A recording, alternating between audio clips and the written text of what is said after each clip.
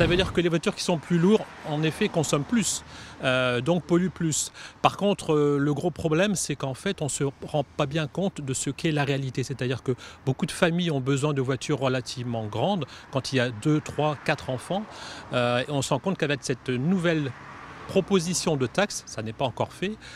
Par exemple, un grand scénic qui conviendrait pour une famille de 3 enfants aurait un malus de 6 800 €, ce qui est tout à fait énorme par rapport au prix initial du véhicule. À partir du troisième enfant, en effet, il y aura une décote. Ceci étant, je reprends mon exemple du scénic, on passera de 6 800 € à 2 300 € quand même. Donc c'est pas négligeable. On peut toujours éventuellement acheter d'occasion en Belgique, c'est vrai. Mais après, c'est vrai que ça peut être intéressant également d'avoir un véhicule neuf. Ça permet de le garder beaucoup plus longtemps, de l'amortir beaucoup plus longtemps aussi, de ne pas avoir de problème sur la voiture, pas de panne, etc. Quand on a une famille, quand on a besoin de sa voiture pour aller au travail, pour partir en vacances, c'est quand même intéressant d'avoir un véhicule neuf qui est quand même beaucoup plus fiable. Le problème, c'est que ce projet part d'un poids moyen de 1300 kg qui n'est pas un gros poids, si on peut dire. Donc une voiture classique berline pour famille est largement au-dessus des 1300 kg.